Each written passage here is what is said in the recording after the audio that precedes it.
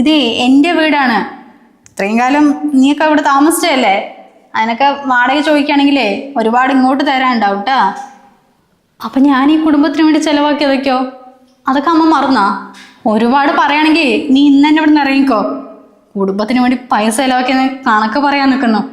നീയൊക്കെ എൻ്റെ മോളാന്ന് പറയാനേ നീ നാണക്കേടാവുക.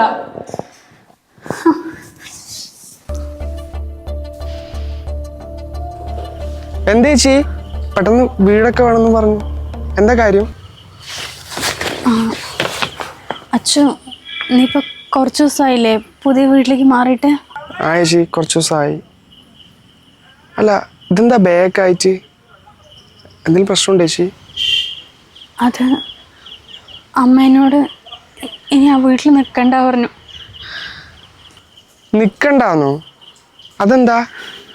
ഇത്രയും കാലം അമ്മയ്ക്കും അനിയത്തിക്കും വേണ്ടി ജീവിച്ചല്ലേ, അവസാനം അവർ തന്ന സമ്മാനം. ചേച്ചി എന്താ ഈ പറയണത്? അവിടെ നിന്ന് ഇറങ്ങിപ്പോകാൻ പറയാൻ മാത്രം ഇപ്പം എന്താ ഉണ്ടായത്? നിനക്കറിയാലോ, അച്ഛൻ മരിച്ചതിന് ശേഷം പണിക്കിറങ്ങിയതാ ഞാൻ. ഇപ്പോൾ 10 വർഷമായി. നേവരായിട്ട് അമ്മയ്ക്കും അനിയത്തിക്കും വേണ്ടിയിട്ട് ഉണ്ടാക്കിയിട്ടുള്ളൂ. എനിക്ക് വേണ്ടി ഒരു രൂപ പോലും ഞാൻ സേവ് ചെയ്തിട്ടില്ല.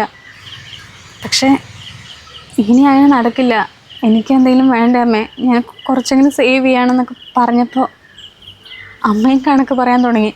ഇത്രയും കാലം ഒരു രൂപ പോലും വാടക തരാണ്ടല്ലേ നീ ഇരുന്നത്, ഇതെൻ്റെ വീടാ, ഇനിയിപ്പോൾ ഒരുപാട് പറയുകയാണെങ്കിൽ ഇവിടെ നിറങ്ങിക്കോ പറഞ്ഞു. അത് കേട്ടപ്പം ആകെ സ്റ്റക്കായി. അമ്മ അങ്ങനെ പറയുന്നു ഒരിക്കലും പ്രതീക്ഷിച്ചില്ല. എന്താണെന്ന് അറിഞ്ഞില്ല ചോ. അങ്ങനെ ഞാൻ ഇറങ്ങിയത് അവിടുന്ന്. ചേച്ചി പഠിപ്പ് നിർത്തി പണിക്ക് പോയതുകൊണ്ടല്ല ഇപ്പൊ കുടുംബം പട്ടിണിയില്ലാതെ ജീവിച്ചു പോകുന്നത്? അല്ല ഈ ഗീതുവിനെ പഠിപ്പിക്കുന്നത് ചേച്ചി തന്നെയല്ലേ? ആ മോനെ, മറ്റുള്ളവർക്ക് അതൊക്കെ മനസ്സിലാവുന്നുണ്ട്, പക്ഷെ സ്വന്തം വീട്ടുകാർക്ക് അതൊന്നും അറിയുന്നില്ലല്ലോ. സാരമില്ല ചേച്ചി, ഇനിയിപ്പോൾ അതോർത്ത് വെറുതെ ടെൻഷൻ അടിക്കണ്ട. ചേച്ചി കറക്റ്റ് സമയത്തിനാണ് കേട്ടോ വിളിച്ചത്. വീട് പണി കഴിഞ്ഞുകൊണ്ട് ഞങ്ങൾ ഫാമിലിയൊക്കെ ആയിട്ടൊരു ട്രിപ്പ് പോകാറ് നിൽക്കായിരുന്നു. ചേച്ചി വിളിക്കാൻ കുറച്ച് ലേറ്റ് ആയിരുന്നെങ്കിൽ ഇപ്പോൾ ഞങ്ങളവിടെ പോയിട്ടുണ്ടാവും. അച്ഛോ, ഇപ്പം തൽക്കാലം ഞാൻ ഈ വീട്ടിലിരുന്നോട്ടെ. എനിക്ക് അഡ്വാൻസ് തരാനൊന്നും ഇപ്പം കയ്യിൽ പൈസ ഇല്ല. എന്തായാലും സാലറി കിട്ടിയാൽ തരാം. പിന്നെ വലിയ വീടൊന്നും എടുക്കാനുള്ള ഗതി ഇപ്പം എനിക്കില്ല. അയ്യോ സാരമില്ല ചേച്ചി, പൈസയൊന്നും വേണ്ട. എന്തായാലും വീട് പൂട്ടി കിടക്കുകയല്ലേ. ഞങ്ങളാണെങ്കിൽ ആഴ്ചയിൽ ഒരു ദിവസം വന്ന് തട്ടിയടിക്കുകയും വേണം. ചേച്ചി ഉണ്ടാകുമ്പോൾ പിന്നെ അതിൻ്റെ ആവശ്യമില്ലല്ലോ. അയ്യോ അതൊന്നും വേണ്ട. നീ ഇപ്പം ആ വീട് എങ്ങനെ കെട്ടിയെന്നേ, അതിൻ്റെ വിഷമം എന്താണെന്ന് എനിക്ക് നന്നായിട്ട് അറിയാം. വീട്ടിലെ ചിലവെന്ന് പറയണത് വീട്ടിലിരിക്കുന്നവർക്ക് അറിയില്ലല്ലോ, അത് ചിലവാക്കുന്നവർക്ക് അതിൻ്റെ വേദന എന്തായിട്ട് നന്നായിട്ട് അറിയും. എന്തായാലും ഞാൻ സാലറി കിട്ടിയിട്ട് പൈസ തരാം മോനെ. ചേച്ചിൻ്റെ ഇഷ്ടം പോലെ ചെയ്യും. ചേച്ചി താക്കോലെ. പിന്നെ ചേച്ചി എല്ലാ സാധനങ്ങളും ഞാൻ പുതിയ വീട്ടിൽ കൊണ്ടുപോയിട്ടില്ല. അത്യാവശ്യം പാചകത്തിനായിട്ടുള്ള പാത്രങ്ങളും പിന്നെ ഒരു കട്ടിലും 2-3 ചെയറൊക്കെ ഉണ്ട്. അതൊക്കെ മതിയായില്ലേ? അതൊക്കെ ധാരാളം മോനെ, ഞാൻ ഒറ്റയ്ക്കല്ലേ ഉള്ളൂ. എന്നാ ശരി ചേച്ചി, എല്ലാവരും അവിടെ വെയിറ്റ് ചെയ്ത് നിൽക്കുകയാണ്, സമയമായി. ആ പിന്നെ എന്തെങ്കിലും ആവശ്യം ഉണ്ടെങ്കിൽ വിളിക്കണം, മടി കാണിക്കണ്ട. ശരി.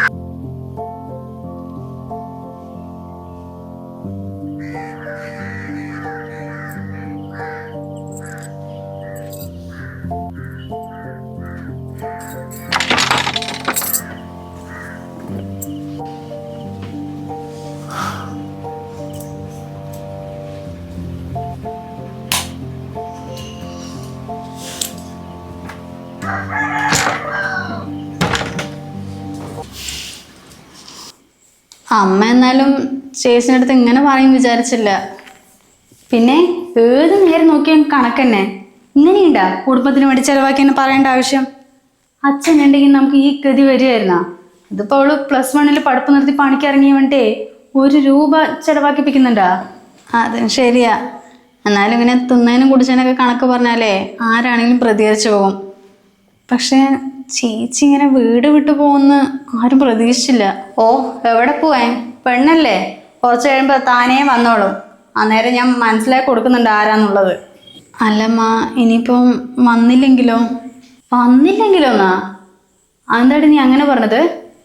അതല്ല അമ്മ, ചേച്ചിക്ക് ഇപ്പോൾ 8000 രൂപ ഇല്ലേ? അന്നെന്തോ പറഞ്ഞില്ലേ അച്ഛൻ്റെ അടുത്ത് എവിടെയോ ചോദിച്ചു വെച്ചിട്ടുണ്ടെന്നേ. ഇനിയിപ്പോൾ അവിടെ നല്ല സാലറി കിട്ടിയിട്ട് അവളും അങ്ങോട്ട് മാറുകയാണെങ്കിലോ?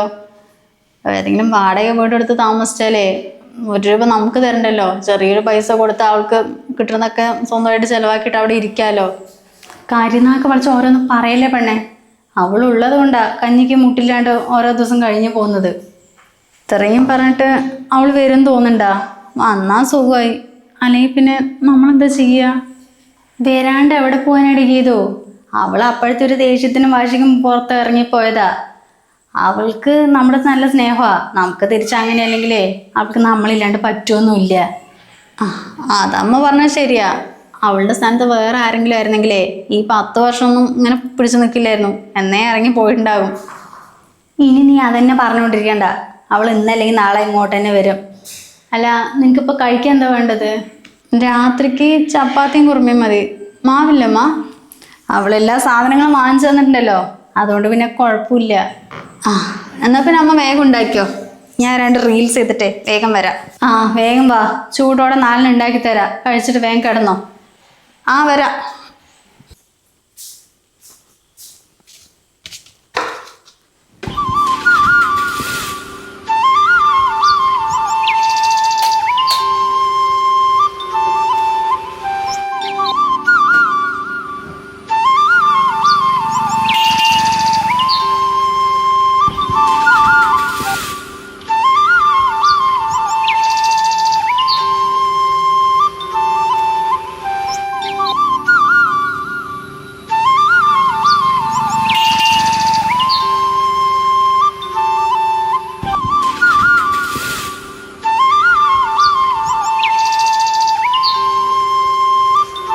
ദേവിക്ക് എടാ ഒരു മിനിറ്റ് നിൽക്കോ.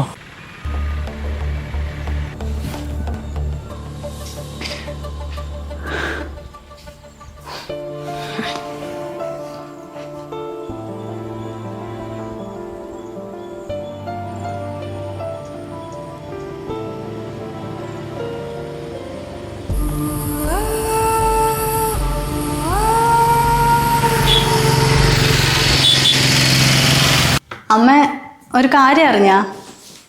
എന്ത് കാര്യം? ഞാൻ പറഞ്ഞില്ലേ ചേച്ചി രണ്ടും കൽപ്പിച്ച. ഇനി എന്തായാലും അവൾ ഇങ്ങോട്ട് വരാൻ പോകുന്നില്ല. എന്താടേ, എന്താ നീ അങ്ങനെ പറഞ്ഞ്? അവളെ നമ്മുടെ അച്ചു ഇല്ലേ, അവൻ്റെ തറവാട്ടിലാണത്രേ ഇപ്പൊ താമസം. അവിടെയോ? ഇതിപ്പോ ആരാ നിന്റെ അടുത്ത് പറഞ്ഞ്?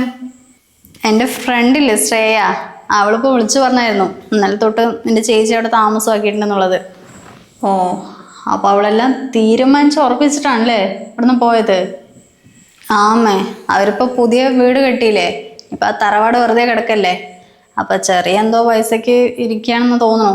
എന്തായാലും അവിടെ താമസം, ബാക്കിയൊന്നും എനിക്കറിയില്ല.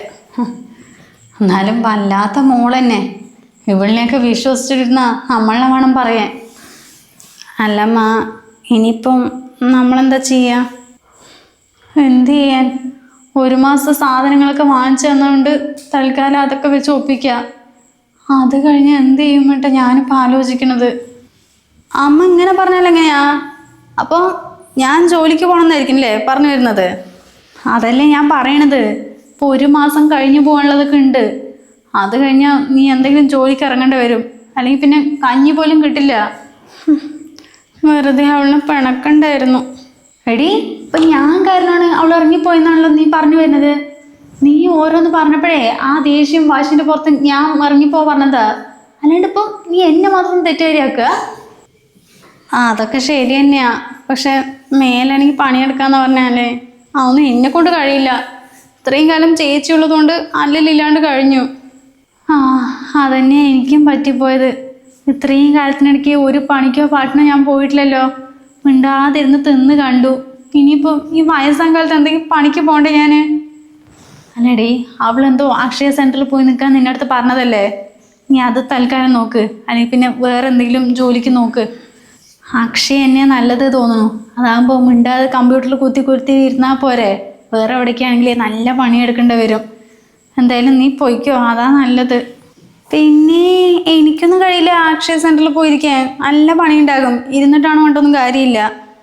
എന്തായാലും ഈ മാസത്തെ സാധനങ്ങളൊക്കെ ഇല്ലേ, അത് കഴിഞ്ഞിട്ടേ അമ്മൻ്റെ കാതിലും കഴുത്തിലൊക്കെ ഉണ്ടല്ലോ, അത് തൽക്കാലം പണയം വെച്ചിട്ട് നമുക്ക് സാധനങ്ങളൊക്കെ വാങ്ങിക്കാം. അല്ലാണ്ട് ഞാൻ പഠിച്ച ജോലിക്കല്ലാണ്ടേ വേറെ ഒന്നിനും ഞാൻ പോവില്ലമ്മ. അല്ലേടി, നീ PG ചെയ്യണം, കോയമ്പത്തൂർ കോളേജിൽ പോകണം, ആ സബ്ജക്റ്റ് അവിടെയേ ഉള്ളൂ എന്നൊക്കെ പറഞ്ഞിട്ട് എന്തൊക്കെയോ അവളുടെ അടുത്ത് പറഞ്ഞു. 20,000 വേണം, 30,000 എന്നൊക്കെ. അല്ല അതൊക്കെ എന്ത് ചെയ്യും പറഞ്ഞിട്ടാ? അതിപ്പം 1 വർഷം കഴിഞ്ഞിട്ട് ജോയിൻ ചെയ്യാം. എന്തായാലും അതിനുള്ളിൽ അവൾ വരാണ്ടിരിക്കൊന്നുമില്ലല്ലോ. നോക്കിക്കൊണ്ടിരുന്നോ, അവൾ വന്നിട്ട് എല്ലാം തരും. എന്നാലും അവളെ പിണക്കണ്ടായിരുന്നു. അപ്പോഴത്തെ ഒരു ഇതിൽ എന്തോ പറഞ്ഞു പോയി. ഈ വീട് ചോറും കറിയും തരുമോ? അവളുണ്ടാകുമ്പോൾ പിന്നെ അല്ലലില്ലാണ്ട് കഴിഞ്ഞു പോയി. ഇനിയിപ്പോൾ എന്താ ദൈവമേ ചെയ്യുക? അവളുടെ അടുത്ത് പൈസ ഇല്ലെങ്കിലേ അവൾ അവൻ്റെ ഇവൻ്റെ ഇതൊക്കെ മറിച്ച് തരും. ഇനിയിപ്പോൾ കഞ്ഞി പോലും കിട്ടില്ലെന്നാ തോന്നുന്നത്. അമ്മ, സ്വാതി വിളിക്കുന്നുണ്ട്, ഞാൻ ഇപ്പം വരാം. വെള്ളിയൊക്കെ വിശ്വസിച്ചിരുന്ന അതോ ഗതിയാകുന്ന തോന്നണത്.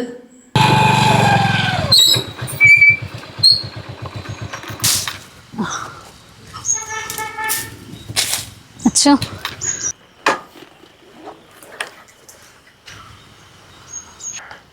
വീടെന്തായാലും അടിപൊളിയായി. ഞങ്ങൾ ഇരിക്കുന്ന സമയത്ത് പോലും അമ്മ ഇത്രയും വൃത്തിയാക്കി വെച്ചിട്ടില്ല. ഇതിപ്പോൾ അടിച്ച് വാരി തുടച്ച് ഒരുപാട് ബുദ്ധിമുട്ടായില്ലേ ചേച്ചി? എന്ത് ബുദ്ധിമുട്ട്?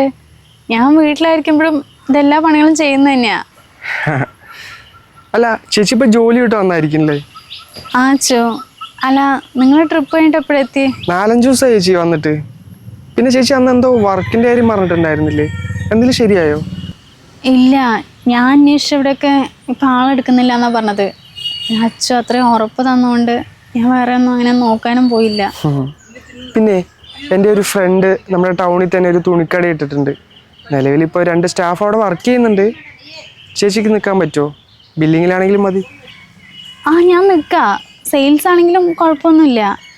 അല്ല അവരിപ്പോൾ എത്ര സാലറി തരിക? അവരിപ്പോൾ പുതിയതായിട്ട് തുടങ്ങിയതാ ചേച്ചി. എന്തായാലും സ്റ്റാർട്ടിങ് ഒരു 12,000 തരാമെന്നാണ് പറഞ്ഞത്. പിന്നെ മെല്ലെ മെല്ലെ കൂട്ടി തരുമായിരിക്കും. 12 എന്നാ പിന്നെ ഞാൻ എന്തായാലും പോവാ. അപ്പം ഇപ്പോൾ പോകുന്ന അവിടെ ചേച്ചി? പെട്ടെന്ന് നിർത്തി അവരെന്തെങ്കിലും പറയോ? ഇല്ല, അവരൊന്നും പറയില്ല. ഞാൻ കഴിഞ്ഞ മാസമേ പറഞ്ഞിട്ടുണ്ടായിരുന്നു പുതിയ എന്തെങ്കിലും കിട്ടുകയാണെങ്കിൽ അവിടെ നിർത്തുന്നുള്ളത്. പിന്നെ ആ സാലറി എനിക്കും ഒന്നും തികയുന്നില്ലേ. അല്ല അവർക്കും പറഞ്ഞിട്ട് കാര്യമില്ല, കൂട്ടിത്തരാൻ ഒരു നിവൃത്തിയില്ല. കുറേ സ്റ്റാഫുകളുണ്ടല്ലോ. എന്നാ പിന്നെ ചേച്ചിക്ക് എപ്പോൾ ജോയിൻ ചെയ്യാൻ പറ്റുന്നുള്ളത് പറഞ്ഞാൽ മതി, ഞാൻ അവനോട് പറയാം. എന്തായാലും കുറച്ച് ദിവസം കൂടി കഴിഞ്ഞാൽ എനിക്ക് സാലറി കിട്ടും. അത് കഴിഞ്ഞിട്ട് നിർത്താമെന്ന് പറഞ്ഞിട്ടാ. എന്തായാലും അവനോട് പറഞ്ഞു വെക്ക്, വേറെ ആരെയും എടുക്കണ്ടെന്നുള്ളത്. ഇല്ല ചേച്ചി, അവൻ എൻ്റെ ബെസ്റ്റ് ഫ്രണ്ടാ. അപ്പം അവൻ എന്തായാലും ഞാനൊരു സ്റ്റാഫിനെ കൊണ്ടുവരാമെന്ന് ഉറപ്പ് കൊടുത്തതാ. അവൻ എന്നോട് ചോദിക്കാതെ പിന്നെ ഒന്നും ചെയ്യൊന്നുമില്ല.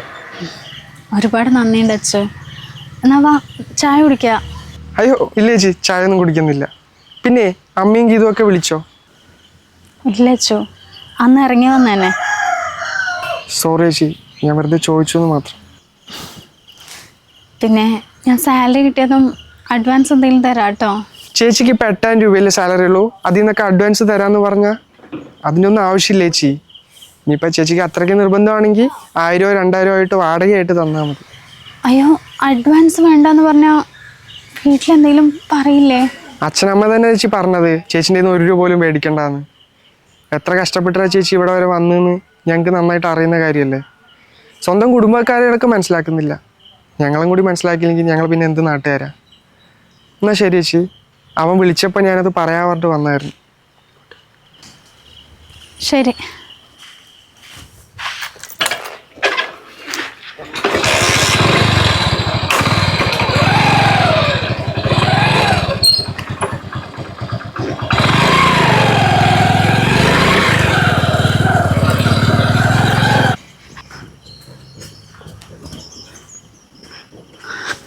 അമ്മ, രാവിലെ തന്നെ ഈ കോടാലിയായിട്ട് അമ്മ വിളിക്ക?